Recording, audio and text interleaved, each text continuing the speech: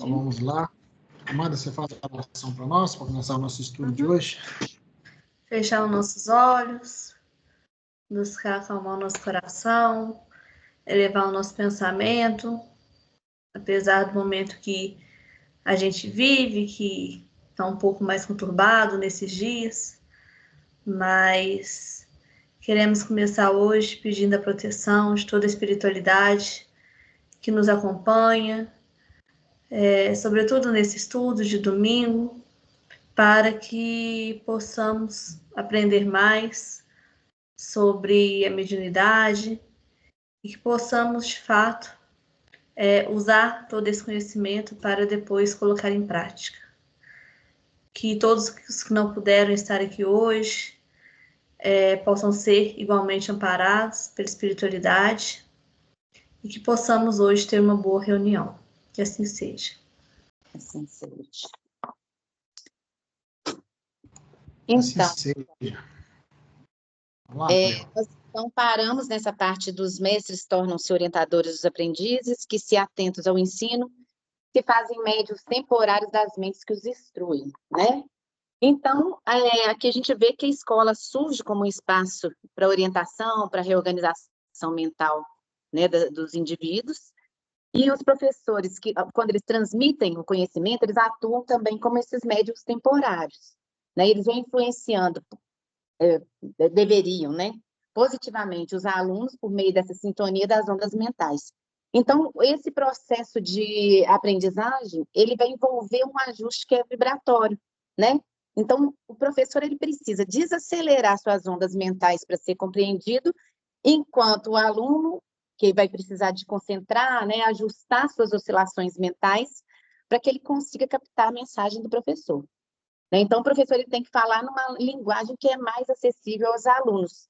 Então, enquanto os alunos precisam acelerar as suas oscilações, o seu raciocínio, o professor precisa desacelerar, né? Então, o professor abaixa, enquanto o aluno eleva. Isso seria, né, o processo de hipnose, de indução, que ocorre na escola. E eu fico pensando que é mais ou menos semelhante ao que acontece também, né, com a espiritualidade superior. Eles têm que abaixar, enquanto a gente tem que tentar se elevar, né? Então, nesse processo também de aprendizagem, acaba acontecendo isso. O professor que já detém um certo conhecimento, ele precisa desacelerar suas oscilações mentais, enquanto o aluno precisa acelerar, né? E aí, tem uma outra parte que eu não sei se eu já cheguei a falar, acho que a gente não chegou a comentar na semana passada, que foi os discípulos que fogem deliberadamente ao dever de atenção, né, que seriam aqueles alunos rebeldes, relaxando os compromissos que abraçam, permanecem ausentes do benefício, ligados a circuitos outros que lhes retardam a marcha na direção da cultura, por desertarem dos exercícios que lhes favoreceriam mais dilatada iluminação íntima. Então, os alunos desatentos, né, que são aqueles que não estão ali para prestar atenção na aula, eles vão permanecer, então, ausentes desse benefício, vão se ligar a outros circuitos. Então, quando eles não mantêm a atenção, a disciplina, eles perdem essa sintonia, né? E vão se conectar a outras influências e acabam se distanciando da oportunidade de crescimento intelectual e moral. Isabel, né, aí está falando, né, digamos, num período da adolescência até a fase adulta, né? Porque às vezes a gente ainda faz faculdade, pós-graduação e tudo. Essa observação a gente pode levar ela em comparação, por exemplo, conosco aqui, que nós estamos estudando, né? Aquele que não sintoniza, né, perde a oportunidade, né? Por exemplo, você vai numa palestra, né? Você vê que tem gente que está no outro mundo, né? Por exemplo, na Igreja Católica, né, a gente foi numa missa de sétimo dia um tempo atrás e a pessoa sentada lá no celular, né? Então, tipo assim, a pessoa que não tiver, independente da idade, eu quero compreender se isso sucede independente da idade, né? Porque esse processo de indução, ele é em todo momento da vida, né? Então, se a gente está num estudo, por exemplo, igual da terceira sexta-feira lá, né? A gente vê que tem gente que nem sabe onde está, né? Então, assim, eu não sei como é que seria isso, esse termo que você falou, né? Os discípulos que fogem deliberadamente ao dever. Né? Então, fala que eles vão... Viu? Hã? Eu entendo da mesma maneira. Eu acho que acontece do mesmo jeito. Porque se ele está ali, está desatento, está perdendo a oportunidade de adquirir mais conhecimento, né? Então, da mesma forma que está falando aqui dos jovens, né? Acontece com os adultos também da mesma maneira. Também porque nós somos Eu- muito jovens, né? Também. Estou falando de Eu nós. acho que a nossa responsabilidade é até maior, né? Porque a Sim, gente tem mais caminho, a gente tem mais conhecimento, presume-se que a gente tenha mais maturidade. Então, a nossa responsabilidade é maior do que os mais jovens. E esses centros indutores, né, que ele que fala nesse capítulo, eu acho que isso é a nossa, eu entendo que é a nossa vida toda, né, que a gente influencia e é influenciado o tempo todo, né?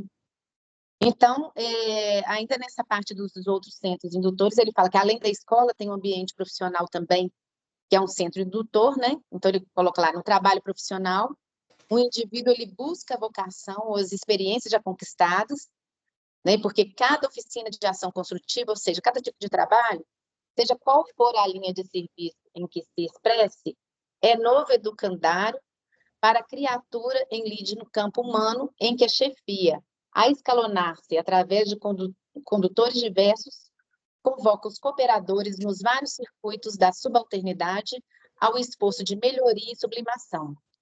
Então, cada setor de trabalho é novo educandário em que os supervisores convocam os cooperadores comandados, né? Então, essa questão, assim, que além da escola, o ambiente profissional também ele tem uma função educativa, né? Porque os indivíduos, por meio de hierarquia, das tarefas que eles precisam realizar, eles vão desenvolvendo virtudes como responsabilidade, disciplina, humildade, cooperação.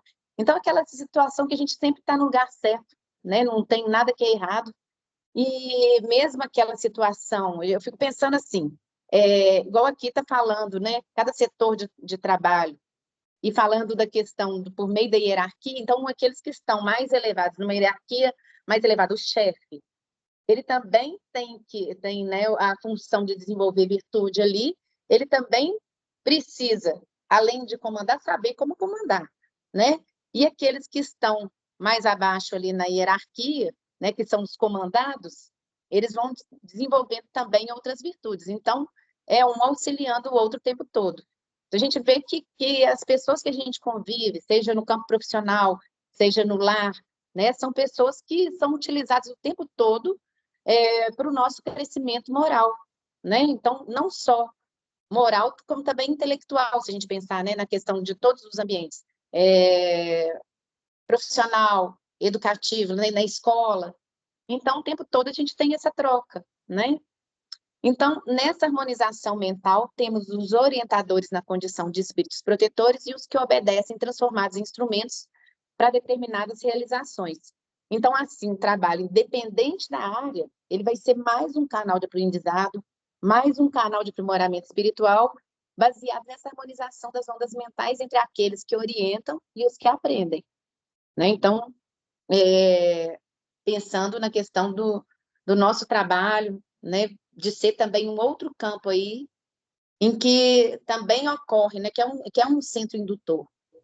Isso aí varia também, como o Vicente costuma dizer, né? De exercer o sacerdócio da profissão, né? Sim. E o exemplo arrasta, né? Quando você fala, você ensina um ou outro, se tiver conectado, como você bem citou, né?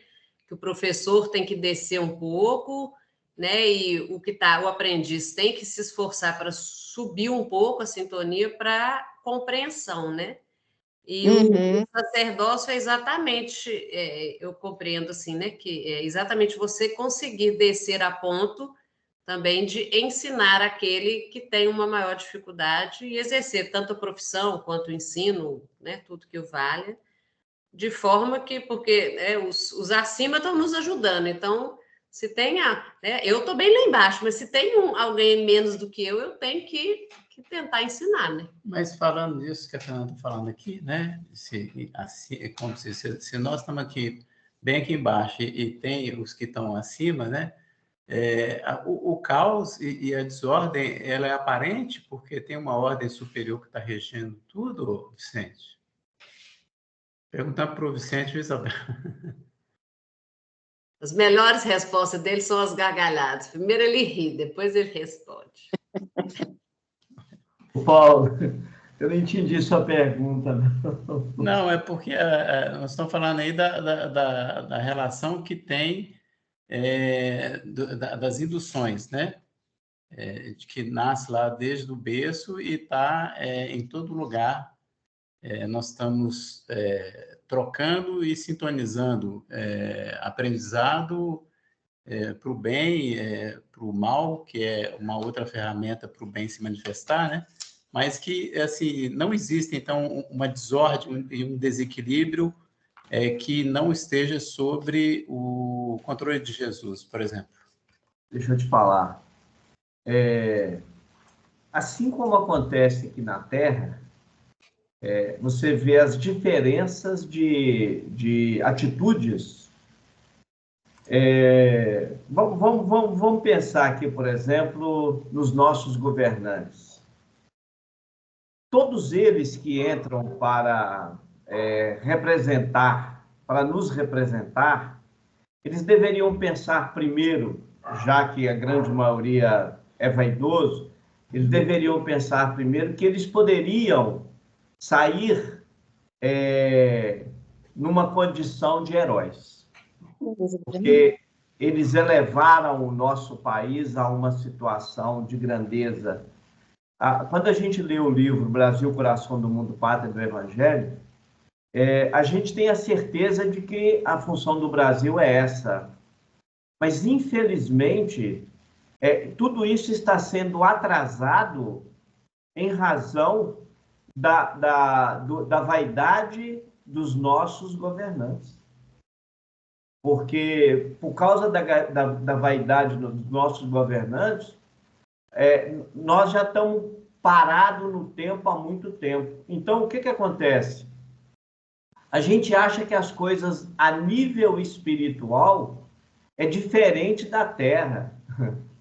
Olha, eu estou para te dizer que a grande maioria dos líderes das zonas purgatoriais, ou por que não dizer dos umbrais, os líderes, são grandes cientistas, são grandes políticos que estiveram na Terra, são grandes mentes, grandes inteligências, mas que ficaram só no campo do conhecimento intelectual.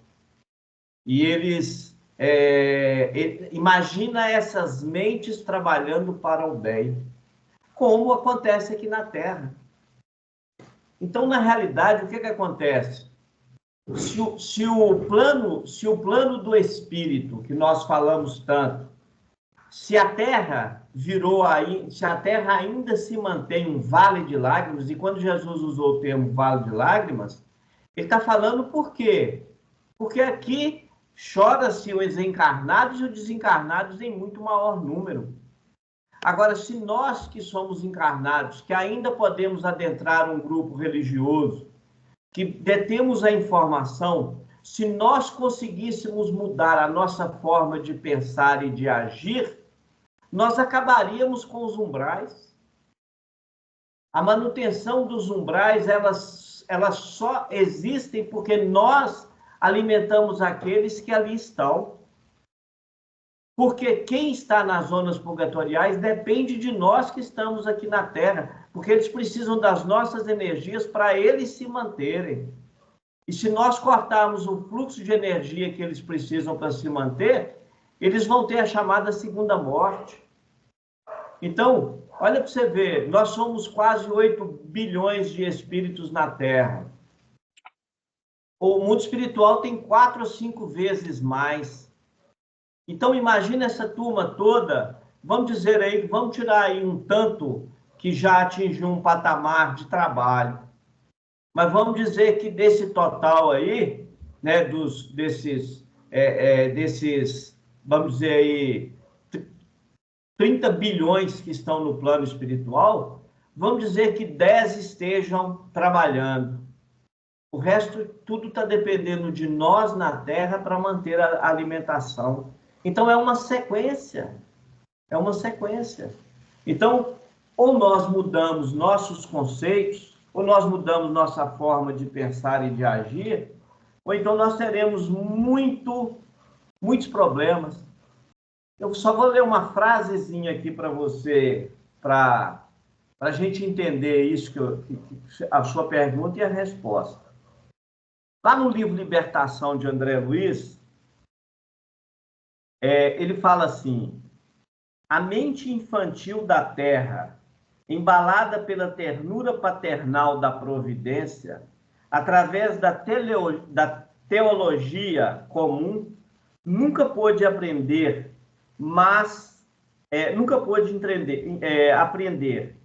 apreender mais intensivamente a realidade espiritual que nos governa os destinos. E ele diz assim: Satã é a inteligência perversa. Está lá no livro Libertação. E aí ele continua: o mal é o desperdício do tempo ou o emprego de energia em sentido contrário aos propósitos do Senhor.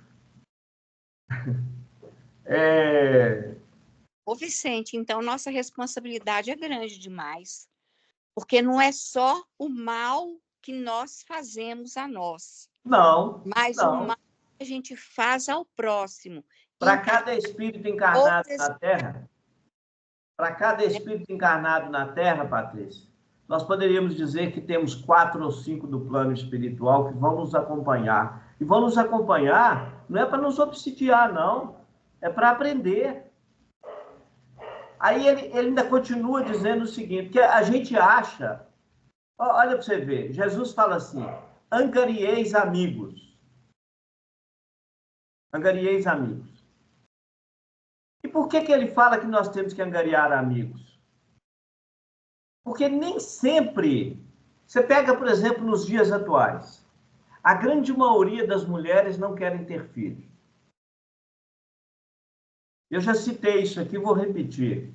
Numa pergunta que foi feita ao Ezequiel lá na quarta-feira, ele respondeu o seguinte: alguém perguntou a ele: nós não estamos levando aos nossos irmãos da colônia Santa Isabel, nós não estamos transformando esses irmãos, né, em...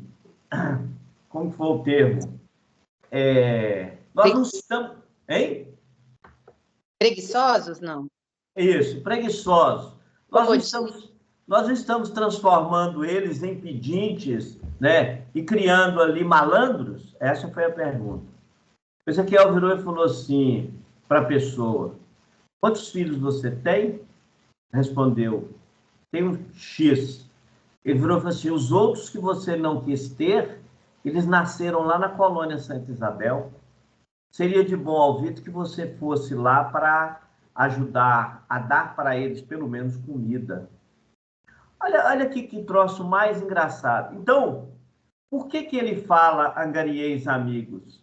Existem situações na vida que, se você não tiver amigos, você fica perdido. E do plano espiritual para cá ainda é pior ainda. Porque existem situações em que, na semana passada eu falei aqui muito sobre essa questão da educação e da maternidade, e quando você não tem esses amigos, e às vezes você não consegue reencarnar na família consanguínea, você pode reencarnar junto a um amigo seu, porque você precisa estar na Terra. Porque a evolução, ela não depende da questão de família consanguínea. A relação consanguínea é para a questão dos resgates que nós temos que fazer. Então, assim, a gente precisa de, como espírita que somos, nós precisamos de entender... Olha, eu tenho escutado o Ezequiel falando toda semana quase que a mesma coisa. A ideia dele é sempre o seguinte: não esqueçam que tudo que vocês estão pensando, vocês estão gerando energia. A sua energia está buscando os seus iguais. Vão conviver com você mentalmente aqueles que você busca. Por que nós temos um monte de enfermidades que os exames da Terra não falam? Por que tanta gente, às vezes, está aí sofrendo E toma remédio, toma remédio, toma remédio, e não resolve o problema. Porque está tudo aqui naquilo que nós criamos. Então, nós trazemos para conviver, para o nosso convívio íntimo, aqueles com quem nós estamos ligados. Essa é a nossa realidade. Deixa a Isabel falar, senão eu não paro. Então, depois tem um outro subtítulo, né? Todos somos médiums. E aí, falando que no centro de atividades referidos em nosso estudo, encontramos o reflexo condicionado e sugestão como ingredientes indispensáveis na obra de educação e aprimoramento. Então, aquela questão que a gente está trocando o tempo todo, né? E eu fico pensando até mesmo nessa questão, os professores, os mestres, né, são às vezes médiums dos alunos, mas os alunos também são dos professores, né? Então, e também, enquanto ele está lá, né, às vezes em alguns momentos, né, que ele está lá dotado de maior conhecimento em determinada área, tem também aquela questão da troca que, às vezes, tem um aluno ali que ensina em outro aspecto também, né? Então, a gente tem que estar aberto o tempo todo e pensando também, ao mesmo tempo, que quando a gente fala assim, todos somos médicos, a gente tem que ser médico, como o Vicente fala, assim, o tempo todo, né? Então, é só ali no centro espírita. Então, você está ali no seu trabalho, está na sua casa, pensar que nós somos médiums o tempo inteiro, né? Isabel, baseado nisso que você está falando Sim. aí, se nós não admitirmos isso como uma realidade, por exemplo, você citou aí os professores, a gente falou isso aqui na semana passada. Então, nós vamos ter que admitir que o acaso existe. Porque, olha que interessante, tem pessoas que querem exercer a medicina, mas eles querem exercer a medicina por causa de status, não pelo comprometimento, não para cuidar de vidas, né, para levar a esperança no caso das enfermidades. Não, é status ou é o dinheiro, sem generalizar nada aqui, gente. Agora, você imagina, por exemplo, o que um professor pode fazer dentro de uma sala de aula, sendo ele um formador de opiniões? Porque, na realidade, ele está construindo uma base para futuros homens, independentemente do que aquele espírito recebeu lá na casa dele. Você imagina, por exemplo, o que uma casa espírita ou uma casa religiosa pode fazer com os espíritos, com os encarnados, com os homens? Uma pessoa que está fazendo, por exemplo, uma palestra, ele é um formador de opinião. A responsabilidade de quem está falando para um público, ela é muito grande. E aqueles que vão usar a tribuna apenas por vaidade, para achar bonito, fazendo até, inclusive, gracinhas, no sentido de querer aparecer, ele está tendo uma responsabilidade muito grande. Eu já citei isso aqui mais de uma vez, né? Nós estamos vivendo uma época onde você tem os seguidores e o seguido. Então, olha a responsabilidade dessas pessoas que estão virando aí a atração para os seguidores. Elas não têm noção do que elas estão falando. Elas não têm noção do que elas estão fazendo. Por quê? Porque você fala, eu tenho lá 30 milhões de seguidores. Quanto que me dá 30 milhões de seguidores? Mas o que eu estou fazendo com esses seguidores? Gente, as pessoas não têm noção do que elas estão fazendo. Então, a responsabilidade nossa, que estamos tendo mais informação, como disse Jesus, é muito maior. Então, um professor, um bom professor, um grande formador de opinião, ele pode transformar uma alma às vezes renitente no crime, num homem de bem.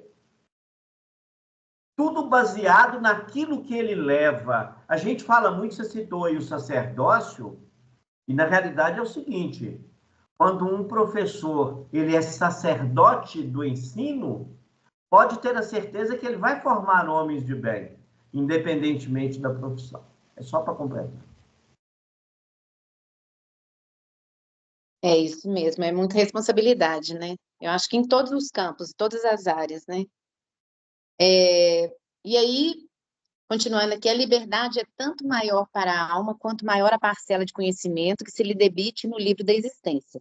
A alma conquista mais liberdade à medida que acumula, então, mais conhecimento, né? Então, a gente sabe disso. E quanto maior o conhecimento, maior a liberdade a gente tem de agir, né? E maior também a necessidade de a gente começar a vigiar as nossas próprias escolhas. Então, quanto maior o conhecimento, quanto mais experiência a gente vem acumulando, quanto mais vai se ampliando a nossa visão, maior vai ser a nossa responsabilidade, né? Então, por isso, quanto mais crescem possibilidades, nesse ou naquele sentido, mais se lhe desdobram caminhos à visão, constrangendo-a a vigiar sobre a própria escolha. Então, a gente sabe que, aumentando o nosso conhecimento, né, as nossas experiências, a gente vai acumulando experiências, então vai aumentando a nossa responsabilidade, né, e a necessidade de a gente vigiar as nossas escolhas. Mais mordomia, maior extensão das responsabilidades. Isso acontece porque, com a intensificação de nossa influência nesse ou naquele campo de interesses, mais persistentes se fazem os apelos em torno para que não nos esqueçamos do dever primordial a cumprir. Então, se a gente aumenta, por exemplo, nosso conhecimento em determinada área, aquele conhecimento vai ficar só para a gente, né? Então, cabe a gente disseminar isso. Se você está ali e aumenta a sua... até mesmo financeiramente, vai ficar com aquilo guardado só para você, né? Então, se a gente avança, a gente também tem a função de puxar também outros junto com a gente, né? E aí, toda subida, quanto qualquer burilamento, pede suor e disciplina. Então, a gente sabe disso, que isso é trabalho, né? Então, qualquer esforço nosso é um trabalho. E toda modificação nossa pede disciplina e pede também exercício diário. Então, a gente vê, por exemplo, aqui no nosso estudo, né, quantas pessoas têm oportunidade, estão aí desperdiçando oportunidade. Então, se a gente quer melhorar, se a gente quer servir melhor, né, se a gente quer melhorar como pessoa também, a gente tem que melhorar o nosso conhecimento. E isso requer disciplina, requer esforço, né? Então, se a gente não tem disciplina, a gente não consegue caminhar, avançar, né? Então, todo estacionamento é repouso enquistante. Então, se fica estagnado, a gente não progride.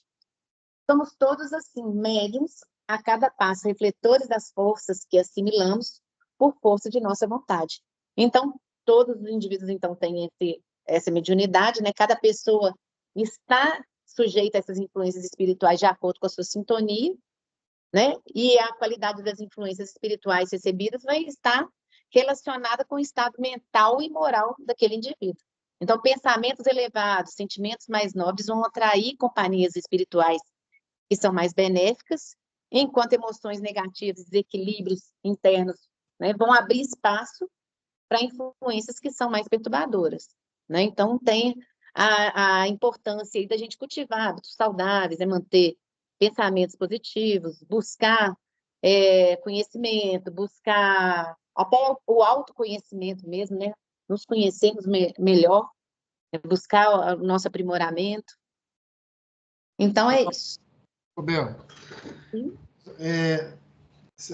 então, será que nesse caso aqui na Terra, como encarnado, né? Nós estamos estagiando para poder treinar essa nossa forma de pensamento e... Nem treinar, a gente tem que... Porque, por exemplo, se a gente é desequilibrado... Oi? Está falhando aí, Bel, não estou escutando. Está falhando aqui também. Mas eu acho que a gente tem que buscar, né, disciplinar nosso pensamento o tempo todo. Então, a gente está aqui... isso também é uma forma da gente evoluir. Quando a gente conseguir disciplinar os nossos pensamentos, a gente já está evoluindo, já está dando um passo maior. Então, com certeza, eu acredito que a gente tem essa função de tentar educar os nossos pensamentos. Eu estou, inclusive, tentando fazer isso. Às vezes, eu acho que dificílima a tarefa para mim. Né? Sabe por que eu falo? Por exemplo, outro dia eu vi Ezequiel falando, né, o dia que ele falou lá sobre o Leonardo, né? Que o Leonardo não estava reconhecendo ele. Aí ele disse, mas se você chega lá e comenta, fala que é você, né? Aí você, mas quando eu chego perto dele, eu não penso. Eu sou diferente, a palavra que ele utilizou.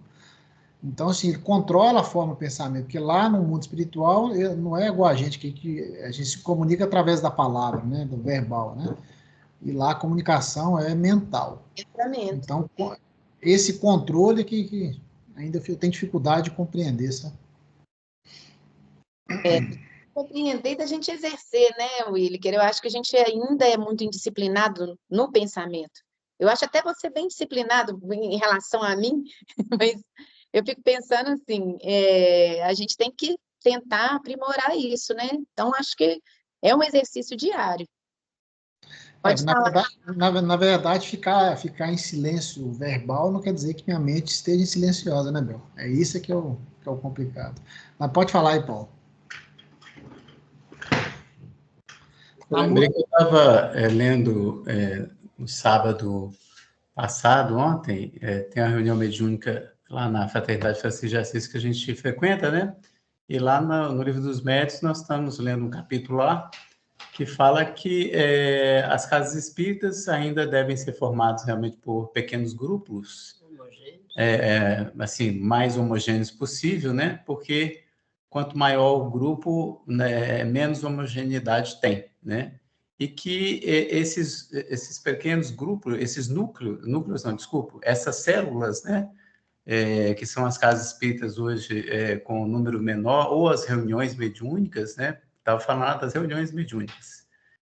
Não teria como ser diferente, mas que no futuro esses grupos de reunião mediúnica que existem hoje, eles vão ser, no futuro, as células que vão compor o núcleo da expansão do espiritismo, né? Então, nós, hoje encarnados, tendo a oportunidade de estar na casa espírita e, especialmente, né, caminhamos para as reuniões mediúnicas e vamos aprofundando nosso conhecimento, nós vamos justamente chegar nisso aí que você falou, Willi, que no equilíbrio maior da nossa questão mental e energética, para que no futuro nós possamos ser integrantes desse núcleo de expansão do espiritismo. Assim, eu não sei se é mais ou menos isso, foi o que eu compreendi que estava lá falando a respeito do espiritismo hoje. O que eu entendi, Paulo, é assim, ó, igual o pessoal fala sobre meditação, né? Que meditar é você não pensar em nada, né? Acho que é isso que é controlar o pensamento.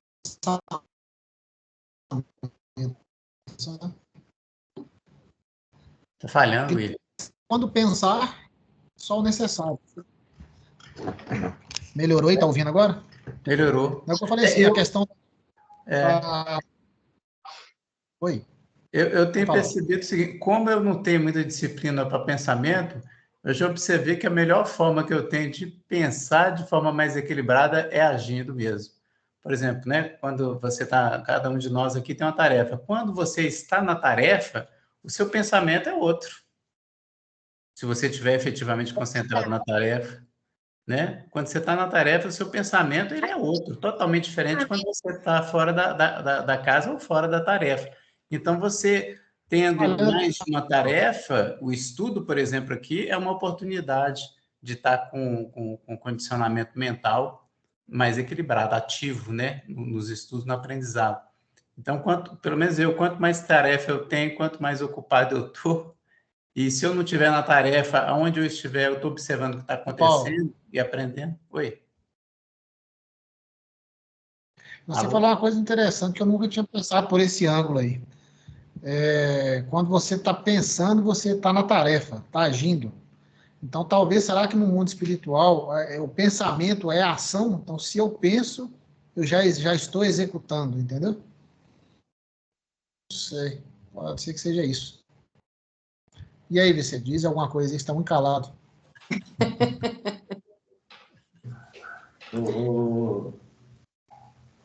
Tá deixando a gente pensar, né, Vicente? Espera aí, que meu microfone.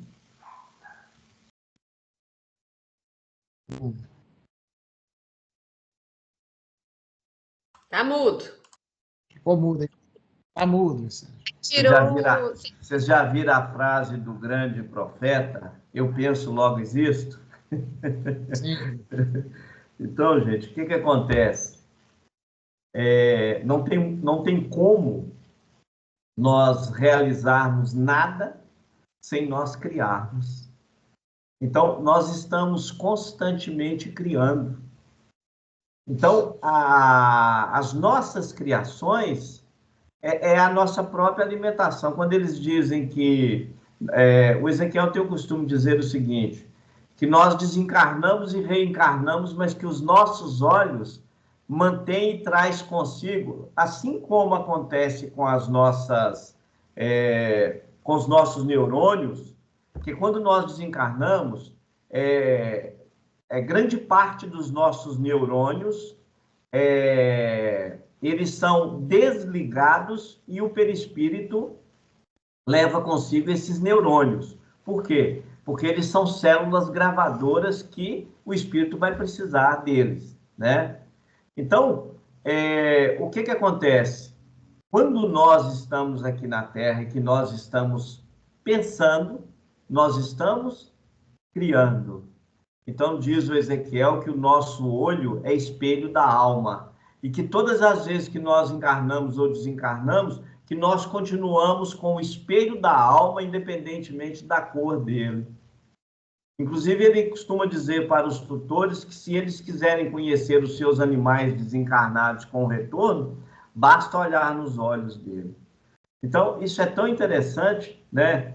Porque o problema é o seguinte, a gente fala assim, eu não consigo fazer com que o meu cérebro pare de pensar. E olha que interessante, os grandes aprendizes são aqueles que silenciam a mente, porque eles tornam-se grandes observadores. Vocês já observaram que tem alunos, por exemplo, dentro de sala de aula, eles ficam simplesmente ligados ao professor. Eles não escrevem nada e tal, mas tudo que o professor fala, eles gravaram. Por quê? Porque intimamente eles silenciaram. É por isso que, inclusive, a pedido da espiritualidade de fazer algumas mudanças nas reuniões lá no centro. Por quê? Porque, às vezes, você vai para uma palestra, você usa um termo difícil, que ninguém entende, as pessoas não entendem o que você está falando, e aí o que acontece? Eles perdem o resto do que você vai falar, porque eles vão dar uma parada ali. Então, assim, isso na realidade, Will, é um processo de educação mental. É igual a gente fala, não existe desenvolvimento mediúnico, mediunidade não se desenvolve, mediunidade se educa. E como que se educa a mediunidade? Educando a nossa forma de viver, de conviver, não é isso? É isso. Agora, o Paulo falou uma coisa interessante que, para mim, nada é mais educativo do que o trabalho. Né? Se a gente pensar assim, nessa questão de que melhora os nossos pensamentos, né? Melhora, acho que, a forma como a gente se vê, como a gente vê o outro, né? Acho que como é que a gente consegue desenvolver um tanto de virtude ali no desenvolvimento do trabalho? Acho que não tem nada mais educativo do que isso, né? Se a gente pensar assim, você falou, acho que uma coisa interessante, pelo menos para mim, eu fico vendo assim, né, as minhas oportunidades de trabalho hoje, quando eu falo, o pessoal às vezes fala assim, você está bitolada, você está isso, não acho que é bitolada, até porque para mim não é sacrifício nenhum estar ali, muito pelo contrário, né, para mim, aquilo ali é um momento para mim que é muito melhor, muito mais prazeroso do que se eu tivesse, por exemplo, um boteco lá, sentado com uma turma de amigos, né? Então, porque é uma oportunidade que a gente tem, né? De aprimoramento mesmo. Isabel, o maior problema que a gente está vivendo é o seguinte, ninguém quer abrir mão dos prazeres da Terra. Abrir mão de nenhum prazer. Isso é fato. E na realidade, para você servir ao Cristo, você tem que abrir mão de alguns prazeres. Esse é o problema. E aí, quando as pessoas veem que você está abrindo mão de alguns prazeres, elas viram e falam que você está bitolado. Tá certo? Então, isso é regra geral, inclusive dentro do movimento espírita. Ou você segue uma linha que todo mundo, né, acha que tem que ser daquele jeito. Por que o Espiritismo é diferente das demais religiões? O Espiritismo não tem uma sede que controla as casas espíritas. E eles já tentaram fazer isso. Eles já tentaram transformar a doutrina espírita na Terra, as casas espíritas, né? No sentido delas seguirem uma central, que seria a Federação Espírita, né? E isso não foi para frente, não. Por quê? Se a doutrina espírita ela é o consolador prometido, então ela deverá seguir as mesmas regras criadas no início do cristianismo. O que eram as igrejas primitivas? Eram pequenos grupos, ele acabou de citar aí os pequenos grupos, eram os pequenos grupos que se reuniam e formavam uma célula. Então, o termo igreja, né, que vem do grego, que significa religião, que significa reunião, o que acontece? Isso era feito nos primórdios. Até a época de Constantino, tudo era feito dessa maneira.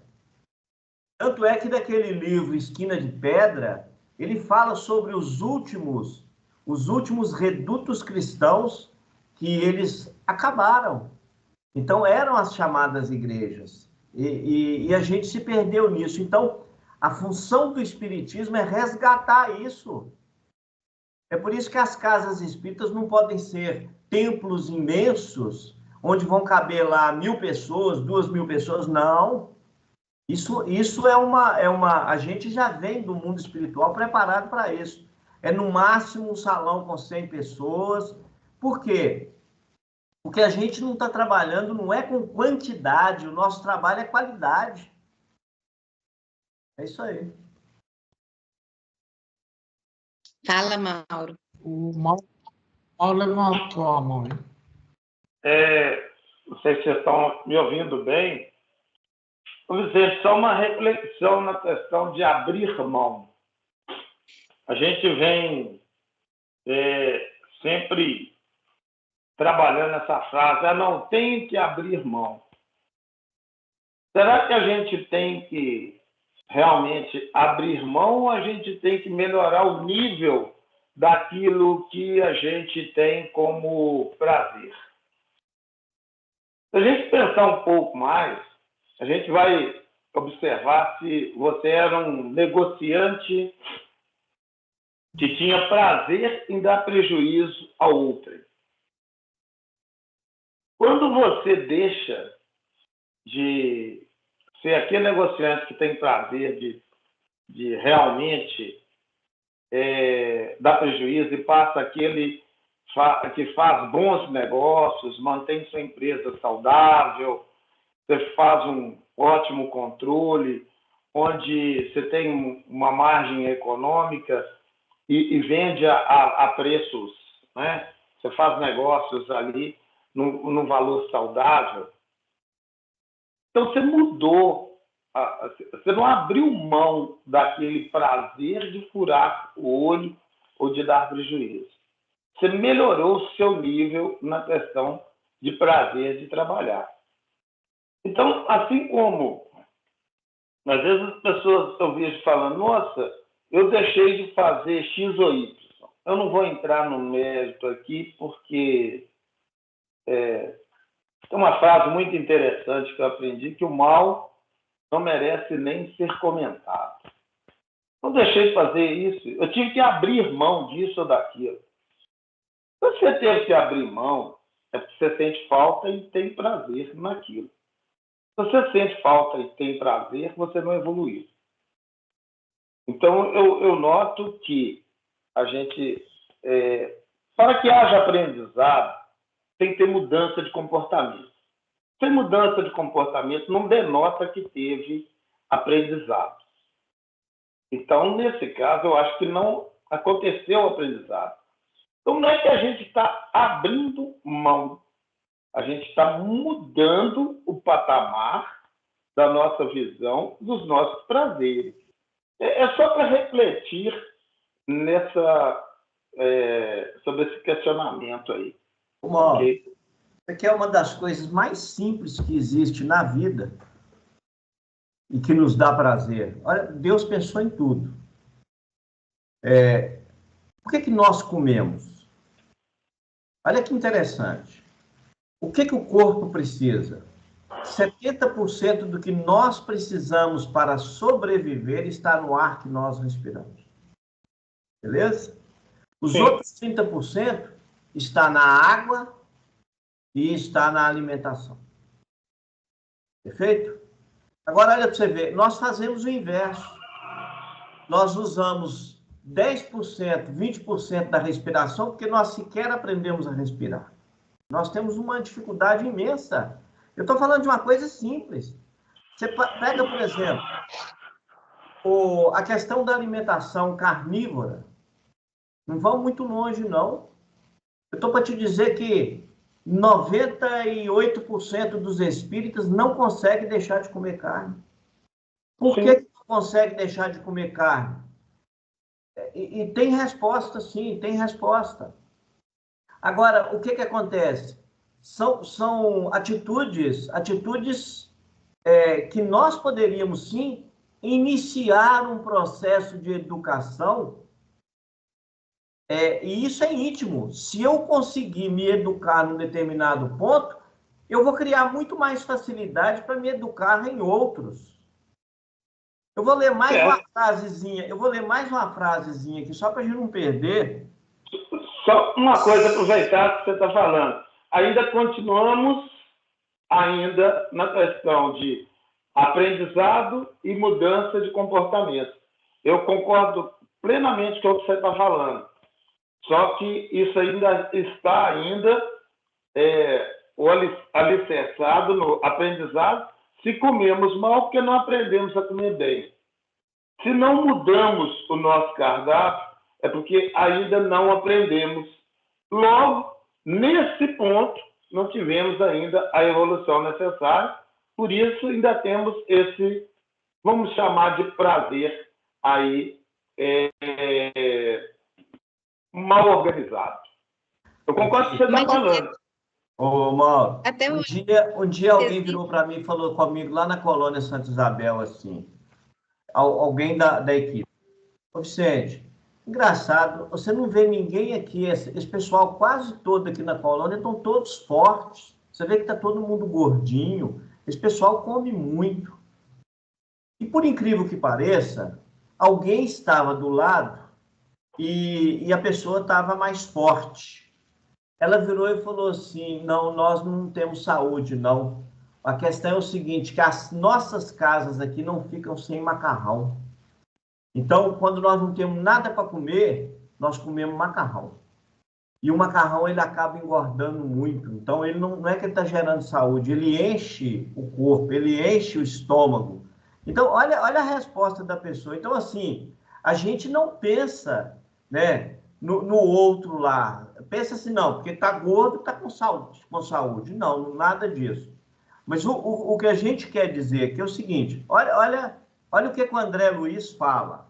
Eu gosto de citar André Luiz para não ter problema. Ele diz assim, ó, sem nosso esforço pessoal no bem, a obra regenerativa será adiada indefinidamente, compreendendo-se por precioso e indispensável nosso concurso fraterno para que irmãos nossos, provisoriamente impermeáveis no mal, se convertam aos desígnios divinos. Olha para você ver, o que ele está falando para a gente aqui? A nossa mudança, foi aquilo que a gente falou no início, lá que Patrícia, né, ela ficou assustada. A nossa mudança representa a mudança, vamos dizer que 10 espíritos me acompanham no dia a dia. As minhas mudanças representam a mudança de 10. Você já pensou se cada espírita tiver 10 espíritos com ele, 10 desencarnados, e ele fizer todo o bem para ensinar esses 10 companheiros na melhora, em todos os aspectos da vida? Cara, isso é uma corrente imensa. Mas a gente não para assim, sabe por quê? Porque nós somos ainda muito individualistas. E é por causa desse individualismo nosso é que nós acabamos perdendo a grande oportunidade de melhorar o nosso mundo íntimo e o mundo externo. É o que eu penso. Gente, deixa eu só falar uma coisa, Abel. É porque o que o Mauro falou é interessante, né? Hoje nós temos muita informação, mas no começo lá, como não sabia nada, mas ao pouco eu fui tomando conhecimento, primeira vez que eu e Ezequiel demora um tempinho para falar com a gente, né, Vicente? O problema é muita gente. Não, mas eu acho que tem que haver uma persistência sua no sentido de aprender e pôr aquilo em prática. Aí ele vê o momento certo, né? Ele falou uma coisa muito interessante para mim, que eu falei para ele que era uma luta diária, mas era uma luta diária justamente para abandonar o tiragosto, a bebida, um monte de coisas, sabe? Eu falei para ele, nossa, isso é uma luta diária. Ele falou, é o conceito de felicidade que você tem, né?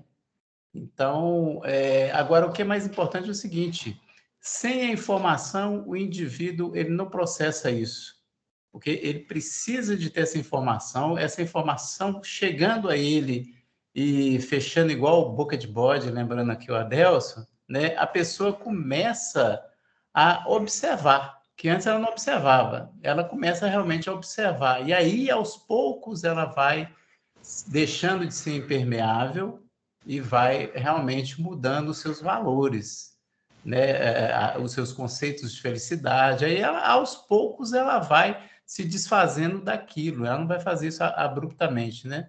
Mas realmente é uma luta diária, não é fácil abandonar nós isso. Nós ainda dependemos muito do exemplo. Lá no livro Voltei, do Frederico Figner, quando eles chamam ele de Jacó, ele tinha o apelido de Jacó. Quando Jacó desencarna e ele chega no mundo espiritual, depois de um tempo ele vai passando numa determinada rua, aí tinha um camarada lá, ele vira e fala assim, ô Jacó, e grita ele olha para o cara e fala assim, olha, você me conhece? Está lá no livro Voltei. Você me conhece? Conheço sim, Jacó. Eu fui lá no centro espírita que você dirige lá, você me doutrinou lá. Uai, te doutrinei? Quem que é você? Não, meu nome é fulano, você fez aquela doutrinação comigo lá e tal. Ele virou e falou assim, e aí, o que aconteceu? Ele virou e falou assim, eu te acompanhei uns dias, mas depois eu desisti porque você só pregou para mim, mas não viveu o que eu precisava. Olha que interessante. As palavras constroem, mas os exemplos arrastam. E ele teve a coragem de colocar isso no livro. Então, é um camarada assim, ele foi dirigente de reunião espírita há muito tempo na Terra, e ele colocou a própria experiência no livro. Então, assim, não tenha dúvida, né, que as palavras auxiliam, sim, mas são os nossos exemplos que realmente vão arrastar. Ô Vicente, só lembrando isso aí que o Mauro falou, né, que ainda não aprendeu, a gente fala muito sobre livre-arbítrio, né? Nosso livre-arbítrio é bem limitado, né? Mas os espíritos superiores, eles nem exercitam o livre-arbítrio deles, porque eles só fazem a vontade do Pai. Então, eles já aprenderam, né? A gente ainda está usando errado, né? Os superiores, sim. Mas aqueles que ainda estão no nosso nível, esses ainda dependem do livre-arbítrio. Porque, assim, é claro e evidente que nós ainda não temos capacidade de interpretar e entender muito essa questão da liberdade mental para outras esferas de vida. Porque, assim, nós ainda... aí a gente vai voltar lá no caso de Jesus, né? E o publicano, quando ele vira para ele e fala com ele, né, que se ele falava, quando Jesus fala sobre o voltar, né, sobre o nascer de novo, quando eu vos falo das coisas da matéria, você não entende, como que eu vou te falar das coisas do Espírito? Então, tem esses detalhes, né? E que a gente realmente, a única coisa que eu posso dizer para vocês é o seguinte, a gente vive num campo minado. Não tenham dúvida disso. Os Espíritos são muito bonzinhos. Porque se você estudar mesmo profundamente, você vai vigiar 24 horas por dia. Porque o bicho pega mesmo. A gente, A resposta dos espíritos, resposta a Kardec, espírito de verdade. Os espíritos influenciam em nossas vidas a tal ponto de misturar os nossos pensamentos com os deles. Gente, deixou claro para nós, tem coisas que não é nossa e nós estamos vivendo aquilo porque nos faz bem, eu falei de prazer. Então, assim, a gente precisa realmente repensar isso. Bom, é isso. Eu falei na semana passada que Isabel falou, vamos terminar aqui, a gente nem conseguiu terminar, né, Isabel? Agora está faltando pouco. Então vai lá, termina. O subtítulo Perseverança no Bem, né, ele começa falando que é imprescindível recordar o impositivo da perseverança no bem, e ao buscarmos atitude ou companhia, leitura ou conversação menos edificantes, inconscientemente nos voltamos para as correntes invisíveis afins e desenvolvemos hábitos indesejáveis que abrem caminhos em nossas vidas para a ação de entidades vampirizantes e moléstias fantasmas.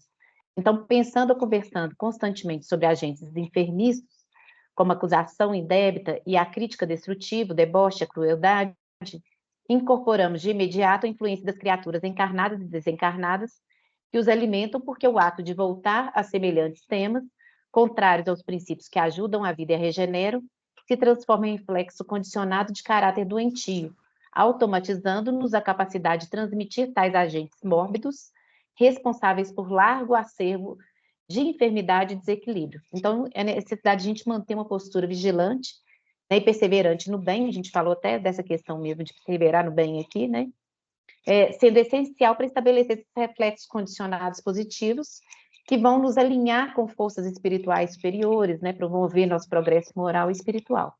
E para que o médium mantenha uma ligação com espíritos superiores, né, receba intuições que são mais elevadas, ele precisa persistir nesse caminho do bem, cultivando bons pensamentos, boas atitudes, bons sentimentos, né? Então, aquilo que a gente sabe que a gente necessita, né? Fazer o bem o tempo todo.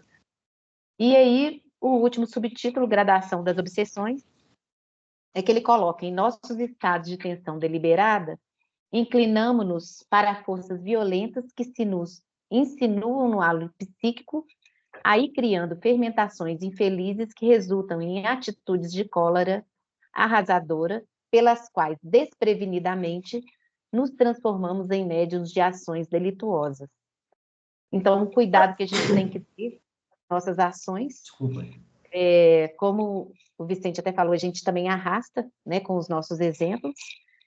E é assim que somos, por vezes, loucos temporários, grandes obsidiados de alguns minutos, alienados mentais em marcadas circunstâncias de lugar ou de tempo, ou ainda doentes do raciocínio em crises periódicas, médiums lastimáveis da desarmonia, pela nossa permanência longa em reflexos condicionados viciosos, adquirindo compromissos de grave teor nos atos menos felizes que praticamos. Então, quanto mais a gente alimenta pensamentos negativos, ressentimentos ou vícios, mais se torna vulnerável à ação de espíritos inferiores. Então, necessidade que nós temos o tempo todo de trabalharmos isso, né? De tentar sempre perseverar mesmo no bem, tentar manter os nossos pensamentos mais elevados, tentar trabalhar os nossos vícios, né? Para que a gente esteja menos suscetível a essas influenciações inferiores. Porque o tempo todo, se a gente pensar, né, no nosso ímpeto, quando a gente tem um acesso de raiva, quantas vezes a gente fala coisas que a gente não quer, né? E aí já passou, você já falou, e aí você cria um desconforto, às vezes você fala, então me manda embora. Já aconteceu isso, inclusive, com uma funcionária minha, há muito tempo, quando eu tinha os meninos pequenos, ela ficava com eles, aí ela falou de um jeito, né, desrespeitoso, e aí virou e falou assim, se quiser também me manda embora. Aí eu falei assim, então tudo bem. Ela, até eu quero ir, que não sei o que falou. Eu falei, tudo bem, então arruma essas coisas, vão fazer, né, o seu acerto. Aí quando eu falei isso com ela falou assim, não, você me desculpa, eu não quero sair daqui. Só que ela já tinha feito tanta coisa que eu não quis mais ela na minha casa. Aí ela falou assim, depois ela foi e me ligou pedindo para voltar, falou que nunca tinha trabalhado numa casa que ela se sentisse tão bem, me pediu perdão, mas assim, já tinha quebrado, né, aquela... para você ver assim, que num acesso, às vezes numa... E que a gente faz isso o tempo todo, né? Assim como eu também já aconteceu comigo, em alguns momentos, de às vezes falar alguma coisa que eu não quero, mas naquele momento ainda falou assim, por que eu falei isso? Né? Você sabe que não deve falar e está falando, então a gente tem que tentar se educar aos poucos nesse sentido. Essa semana até brinquei com o Williker, porque eu ia fazer um comentário, aí eu apaguei, né? Fui falei assim, eu desisti de falar porque, de certa maneira, era um comentário que acabava falando sobre alguém. Eu falei assim, não vou fazer mais isso. Então, eu fui e apaguei a mensagem, falei assim, estou tentando me reeducar.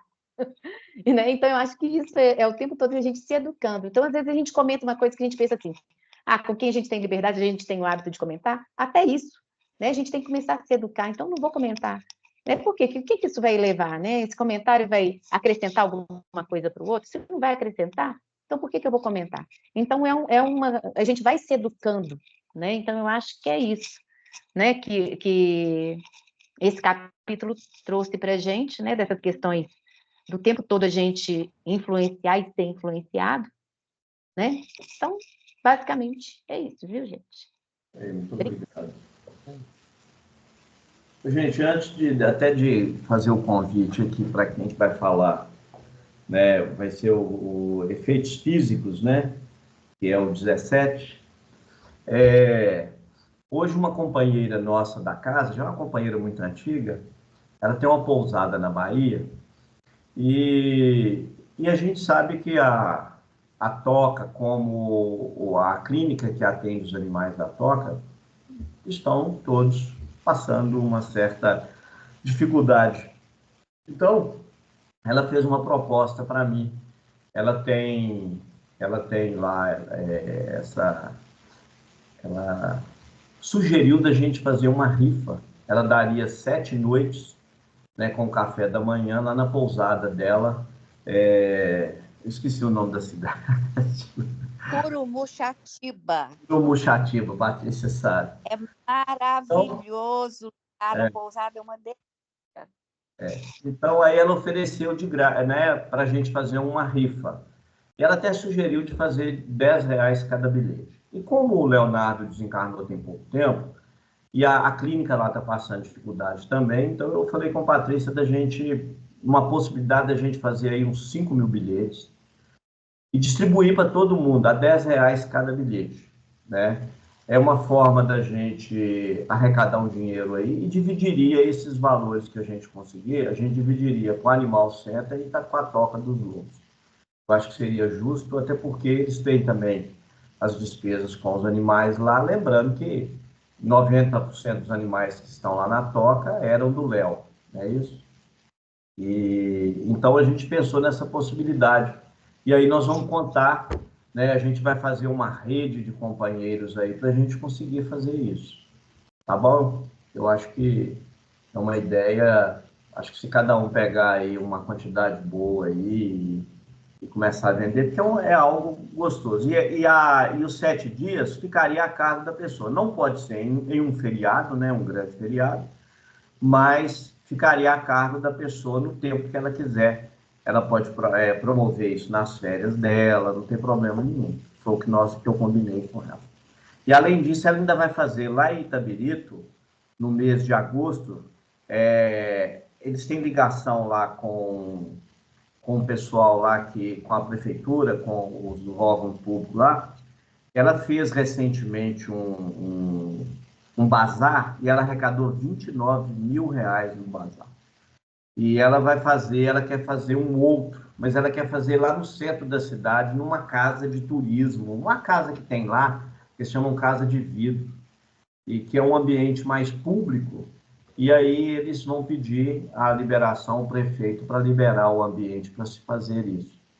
E, inclusive, também é para ajudar a Toca do Lobo, tá? Então, a gente está com essas frentes de trabalho aí e tal. Eu só queria comunicar. E aí, fazer o convite também, efeitos físicos aí, é para o Calazans. Tá bom? Você já sabia? Já sabia, já. Já, eu sei. Você sabia. Tá ótimo, Calazans. Eu vou fazer o convite para o Vicente. Tenho certeza que vai ser muito bom. Vicente, fazer o convite para você fazer a oração final para nós, então. Fazemos, sim.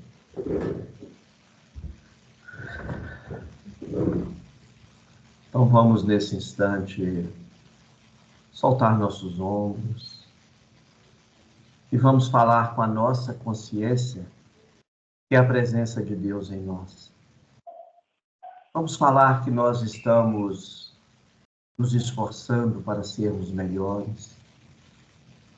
Vamos dizer a Deus que nós queremos crescer, que nós já estamos cansados de repetir as encarnações sucessivamente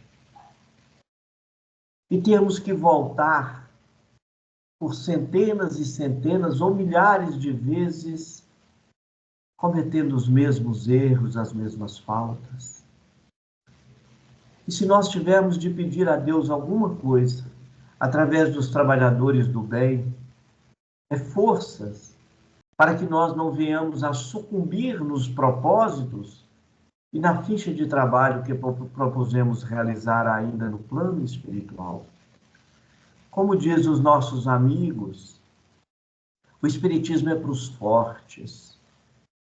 E quando fala que o Espiritismo é para os fortes, ele está falando que é para aqueles que estão dispostos ao trabalho do Cristo, que não é fácil. E aí é que passamos a entender quando Jesus diz que se nós quisermos segui-lo, nós não podemos deixar a nossa cruz para trás. Porque somos ainda espíritos que trazemos em nossos ombros uma carga pesada de nossas ações impensadas e dos nossos crimes. E somente pela prática do amor, somente começando a ver que somos verdadeiramente todos irmãos de uma só fonte, que é Deus, é que nós teremos sim a capacidade de podermos amar e podermos cobrir a multidão de pecados. E assim, no momento em que Jesus, lembrando de todos nós na humanidade, e ele sentindo uma certa tristeza no seu coração, ele disse: Pai nosso que estais nos céus, santificado seja o vosso santo e amado nome. Seja feita a tua vontade, aqui na terra como em todos os círculos espirituais. O pão nosso de cada dia dai-nos hoje, Pai.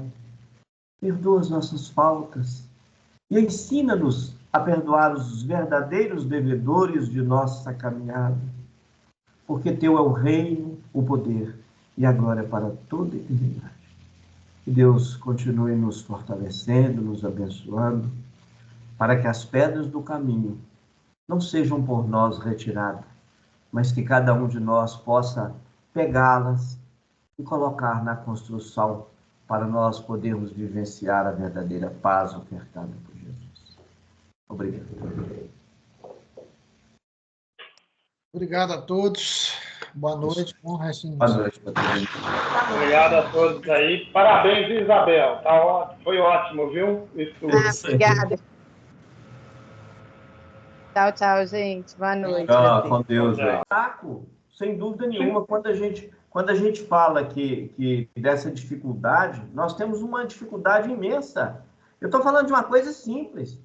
Você pega, por exemplo, a questão da alimentação carnívora. Não vamos muito longe, não.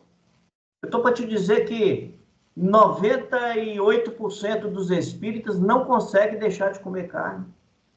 Por que não consegue deixar de comer carne?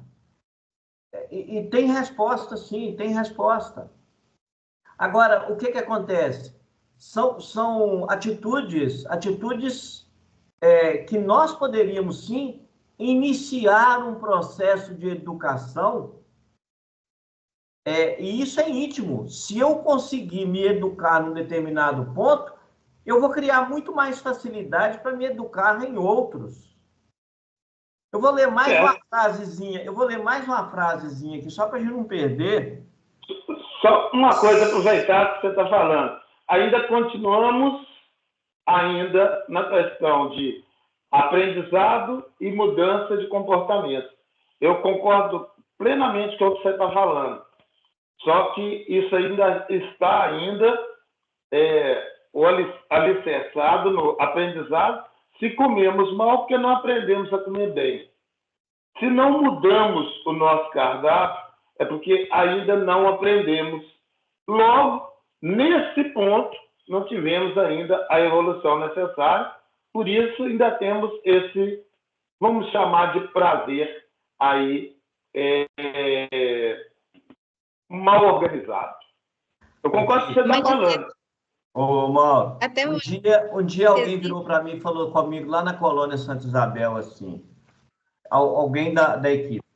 Ô, Vicente, engraçado, você não vê ninguém aqui, esse pessoal quase todo aqui na colônia estão todos fortes. Você vê que está todo mundo gordinho. Esse pessoal come muito.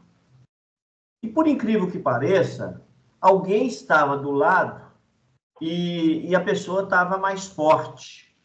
Ela virou e falou assim, não, nós não temos saúde, não. A questão é o seguinte, que as nossas casas aqui não ficam sem macarrão. Então, quando nós não temos nada para comer, nós comemos macarrão. E o macarrão, ele acaba engordando muito. Então, ele não é que ele está gerando saúde, ele enche o corpo, ele enche o estômago. Então, olha a resposta da pessoa. Então, assim, a gente não pensa, né, no outro lá. Pensa assim, não, porque está gordo, está com saúde. Não, nada disso. Mas o que a gente quer dizer aqui é o seguinte, olha o que o André Luiz fala. Eu gosto de citar André Luiz para não ter problema. Ele diz assim, ó, sem nosso esforço pessoal no bem, a obra regenerativa será adiada indefinidamente. Compreendendo-se por precioso e indispensável nosso concurso fraterno para que irmãos nossos, provisoriamente impermeáveis no mal, se convertam aos desígnios divinos. Olha para você ver, o que ele está falando para a gente aqui? A nossa mudança, foi aquilo que a gente falou no início, lá que Patrícia, né, ela ficou assustada. A nossa mudança representa a mudança. Vamos dizer que 10 espíritos me acompanham no dia a dia.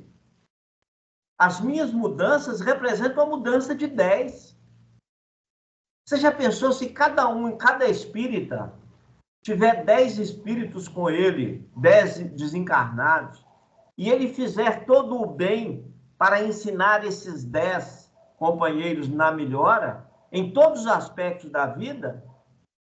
Cara, isso é uma corrente imensa. Mas a gente não para assim, sabe por quê? Porque nós somos ainda muito individualistas. E é por causa desse individualismo nosso é que nós acabamos perdendo a grande oportunidade de melhorar o nosso mundo íntimo e o mundo externo. É o que eu penso. Gente, deixa eu só falar uma coisa, Abel. É porque o que o Mauro falou é interessante, né?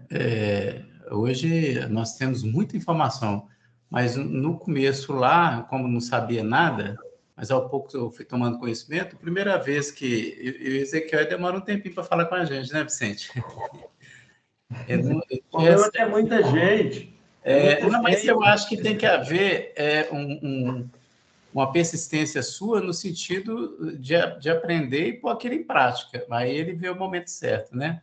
Ele falou uma coisa muito interessante para mim, que eu falei para ele que era uma luta diária, mas era uma luta diária justamente para abandonar o tiragosto, a bebida, um monte de coisas, sabe? Eu falei para ele, nossa, isso é uma luta diária. Ele falou, é o conceito de felicidade que você tem, né? Então, agora o que é mais importante é o seguinte, sem a informação, o indivíduo ele não processa isso, porque ele precisa de ter essa informação chegando a ele e fechando igual boca de bode, lembrando aqui o Adelson, né, a pessoa começa a observar, que antes ela não observava, ela começa realmente a observar, e aí, aos poucos, ela vai deixando de ser impermeável e vai realmente mudando os seus valores, né, os seus conceitos de felicidade. Aí, aos poucos, ela vai se desfazendo daquilo. Ela não vai fazer isso abruptamente, né? Mas realmente é uma luta diária, não é fácil abandonar isso. Nós ainda dependemos muito do exemplo. Lá no livro Voltei, do Frederico Figner, Quando eles chamam ele de Jacó, eles têm o apelido de Jacó. Quando Jacó desencarna e ele chega no mundo espiritual, depois de um tempo ele vai passando numa determinada rua, aí tinha um camarada lá, ele vira e fala assim, ô Jacó! E grita ele olha para o cara e fala assim, uai, você me conhece? Está lá no livro Voltei. Você me conhece? Conheço sim, Jacó. Eu fui lá no centro espírita que você dirige lá, você me doutrinou lá. Uai, te doutrinei? Quem que é você? Não, meu nome é fulano, você fez aquela doutrinação comigo lá e tal. Ele virou e falou assim, e aí, o que aconteceu? Ele virou e falou assim, eu te acompanhei uns dias, mas depois eu desisti porque você só pregou para mim, mas não viveu o que eu precisava. Olha que interessante. As palavras constroem, mas os exemplos arrastam. E ele teve a coragem de colocar isso no livro. Então, é um camarada assim, ele foi dirigente de reunião espírita muito tempo na Terra, e ele colocou a própria experiência no livro. Então, assim, não tenha dúvida, né, que as palavras auxiliam, sim, mas são os nossos exemplos que realmente vão arrastar. Ô Vicente, só lembrando isso aí que o Mauro falou, né, que ainda não aprendeu, a gente fala muito sobre livre-arbítrio, né? Nosso livre-arbítrio é bem limitado, né? Mas os espíritos superiores, eles nem exercitam o livre-arbítrio deles, porque eles só fazem a vontade do Pai. Então, eles já aprenderam, né? A gente ainda está usando errado, né? Os superiores, sim. Mas aqueles que ainda estão no nosso nível, esses ainda dependem do livre-arbítrio. Porque, assim, é claro e evidente que nós ainda não temos capacidade de interpretar e entender muito essa questão da liberdade mental para outras esferas de vida. Porque, assim, nós ainda... Aí a gente vai voltar lá no caso de Jesus, né? E o publicano, quando ele vira para ele e fala com ele, né? Que se ele falava, quando Jesus fala sobre o voltar, né? Sobre o nascer de novo, quando eu vos falo das coisas da matéria, você não entende, como que eu vou te falar das coisas do Espírito? Então, tem esses detalhes, né? E que a gente realmente, a única coisa que eu posso dizer para vocês é o seguinte, a gente vive num campo minado. Não tenham dúvida disso. Os espíritos são muito bonzinhos, porque se você estudar mesmo profundamente, você vai vigiar 24 horas por dia. Porque o bicho pega mesmo. A gente, a resposta dos espíritos, resposta a Kardec, espírito de verdade, os espíritos influenciam em nossas vidas a tal ponto de misturar os nossos pensamentos com os deles. Gente, deixou claro para nós. Tem coisas que não é nossa e nós estamos vivendo aquilo porque nos faz bem, eu falei de prazer. Então, assim, a gente precisa realmente repensar isso. Bom, é isso. Eu falei na semana passada que Isabel falou, vamos terminar aqui, e a gente nem conseguiu terminar, viu, Isabel? Agora está faltando pouco. Então vai lá, termina. O subtítulo Perseverança no Bem, né, ele começa falando que é imprescindível recordar o impositivo da perseverança no bem, e ao buscarmos atitude ou companhia, leitura ou conversação menos edificantes, inconscientemente nos voltamos para as correntes invisíveis afim e desenvolvemos hábitos indesejáveis que abrem caminhos em nossas vidas para a ação de entidades vampirizantes e moléstias fantasmas. Então, pensando ou conversando constantemente sobre agentes enfermiços, como acusação indébita e a crítica destrutiva, o deboche, a crueldade, incorporamos de imediato a influência das criaturas encarnadas e desencarnadas que os alimentam porque o ato de voltar a semelhantes temas, contrários aos princípios que ajudam a vida e a regeneram, se transforma em reflexo condicionado de caráter doentio, automatizando-nos a capacidade de transmitir tais agentes mórbidos, responsáveis por largo acervo de enfermidade e desequilíbrio. Então, é necessidade de a gente manter uma postura vigilante, né, e perseverante no bem, a gente falou até dessa questão mesmo de perseverar no bem aqui, né? Sendo essencial para estabelecer esses reflexos condicionados positivos que vão nos alinhar com forças espirituais superiores, né, promover nosso progresso moral e espiritual. E para que o médium mantenha uma ligação com espíritos superiores, né, receba intuições que são mais elevadas, ele precisa persistir nesse caminho do bem, cultivando bons pensamentos, boas atitudes, bons sentimentos, né? Então, aquilo que a gente sabe que a gente necessita, né? Fazer o bem o tempo todo. E aí, o último subtítulo, Gradação das Obsessões, é que ele coloca: em nossos estados de tensão deliberada, inclinamo-nos para forças violentas que se nos insinuam no halo psíquico, aí criando fermentações infelizes que resultam em atitudes de cólera arrasadora, pelas quais, desprevenidamente, nos transformamos em médiuns de ações delituosas. Então, o cuidado que a gente tem que ter nas nossas ações, como o Vicente até falou, a gente também arrasta, né, com os nossos exemplos, e é assim que somos, por vezes, loucos temporários, grandes obsidiados de alguns minutos, alienados mentais em marcadas circunstâncias de lugar ou de tempo, ou ainda doentes do raciocínio em crises periódicas, médiums lastimáveis da desarmonia, pela nossa permanência longa em reflexos condicionados viciosos, adquirindo compromissos de grave teor nos atos menos felizes que praticamos. Então, quanto mais a gente alimenta pensamentos negativos, ressentimentos ou vícios, mais se torna vulnerável à ação de espíritos inferiores. Então, necessidade que nós temos o tempo todo de trabalharmos isso, né? De tentar sempre perseverar mesmo no bem, tentar manter os nossos pensamentos mais elevados, tentar trabalhar os nossos vícios, né? Para que a gente esteja menos suscetível a essas influenciações inferiores. Porque o tempo todo, se a gente pensar, né, no nosso ímpeto, quando a gente tem um acesso de raiva, quantas vezes a gente fala coisas que a gente não quer, né? E aí já passou, você já falou, e aí você cria um desconforto, às vezes você fala, então me manda embora. Já aconteceu isso, inclusive, com uma funcionária minha, há muito tempo, quando eu tinha os meninos pequenos, ela ficava com eles, aí ela falou de um jeito, né, desrespeitoso, e aí virou e falou assim, se quiser também me manda embora. Aí eu falei assim, então tudo bem, ela, até eu quero ir, que não sei o que falou, eu falei, tudo bem, então arruma essas coisas, vamos fazer, né, o seu acerto. Aí quando eu falei isso com ela falou assim, não, você me desculpa, eu não quero sair daqui. Só que ela já tinha feito tanta coisa que eu não quis mais ela na minha casa. Aí ela falou assim, depois ela foi me ligou pedindo para voltar, falou que nunca tinha trabalhado numa casa que ela se sentisse tão bem, e pediu perdão, mas assim, já tinha quebrado, né, aquela...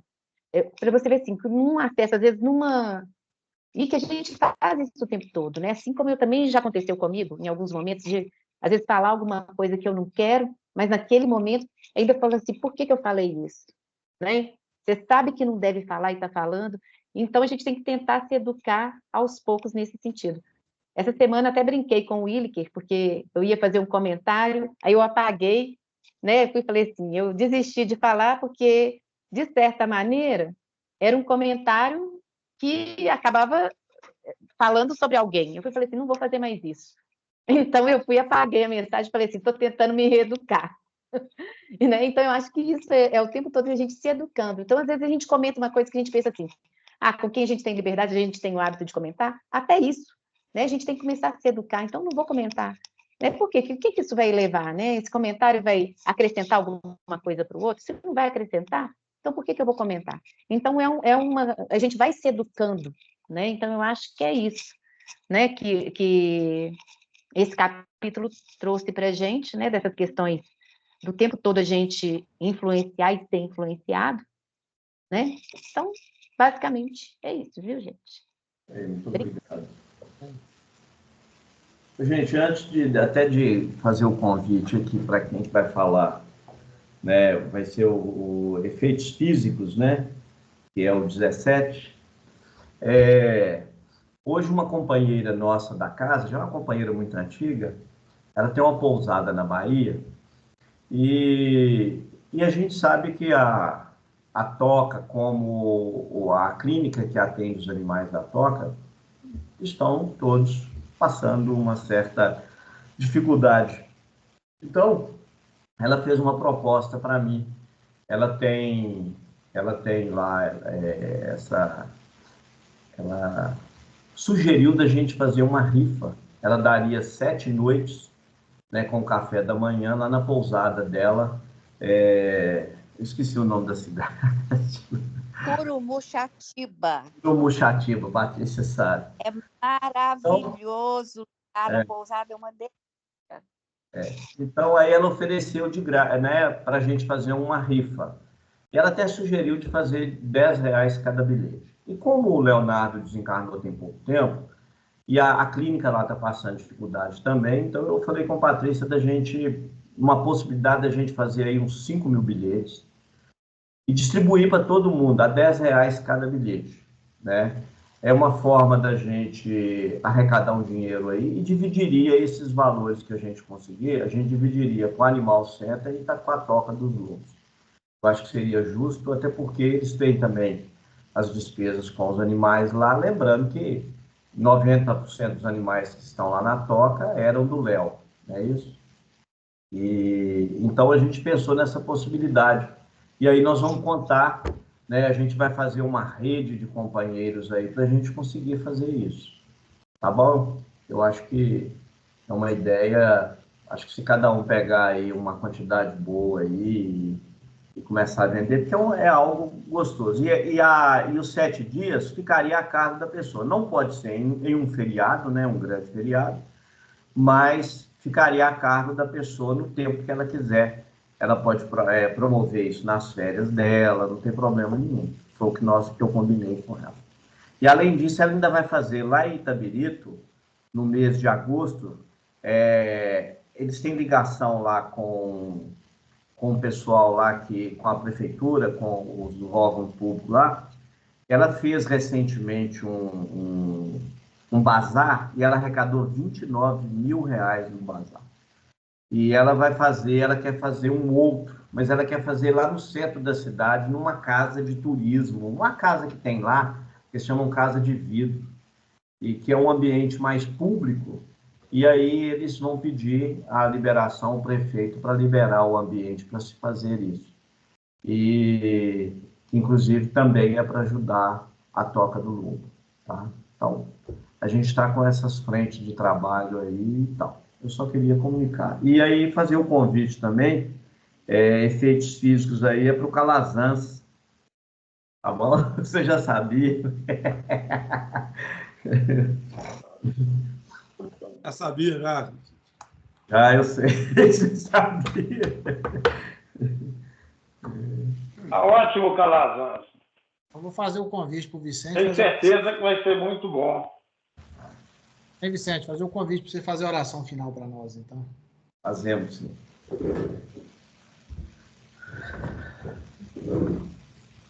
Então vamos, nesse instante, soltar nossos ombros e vamos falar com a nossa consciência, que é a presença de Deus em nós. Vamos falar que nós estamos nos esforçando para sermos melhores. Vamos dizer a Deus que nós queremos crescer, que nós já estamos cansados de repetir as encarnações sucessivamente e temos que voltar por centenas e centenas ou milhares de vezes cometendo os mesmos erros, as mesmas faltas. E se nós tivermos de pedir a Deus alguma coisa, através dos trabalhadores do bem, forças para que nós não venhamos a sucumbir nos propósitos e na ficha de trabalho que propusemos realizar ainda no plano espiritual. Como diz os nossos amigos, o Espiritismo é para os fortes. E quando fala que o Espiritismo é para os fortes, ele está falando que é para aqueles que estão dispostos ao trabalho do Cristo, que não é fácil. E aí é que passamos a entender quando Jesus diz que se nós quisermos segui-lo, nós não podemos deixar a nossa cruz para trás. Porque somos ainda espíritos que trazemos em nossos ombros uma carga pesada de nossas ações impensadas e dos nossos crimes. E somente pela prática do amor, somente começando a ver que somos verdadeiramente todos irmãos de uma só fonte, que é Deus, é que nós teremos sim a capacidade de podermos amar e podermos cobrir a multidão de pecados. E assim, no momento em que Jesus, lembrando de todos nós na humanidade, e ele sentindo uma certa tristeza no seu coração, ele disse: Pai nosso que estais nos céus, santificado seja o vosso santo e amado nome. Seja feita a tua vontade, aqui na terra como em todos os círculos espirituais. O pão nosso de cada dia dai-nos hoje, Pai. Perdoa as nossas faltas e ensina-nos a perdoar os verdadeiros devedores de nossa caminhada, porque teu é o reino, o poder e a glória para toda a eternidade. Que Deus continue nos fortalecendo, nos abençoando, para que as pedras do caminho não sejam por nós retiradas, mas que cada um de nós possa pegá-las e colocar na construção para nós podermos vivenciar a verdadeira paz ofertada por Jesus. Obrigado. Obrigado a todos. Boa noite. Bom resto de Boa noite para todos. Obrigado a todos aí. Parabéns, Isabel. Tá ótimo. Foi ótimo, viu? Isso. Obrigada. Tchau, tchau, gente. Boa noite. Tchau, com Deus, velho.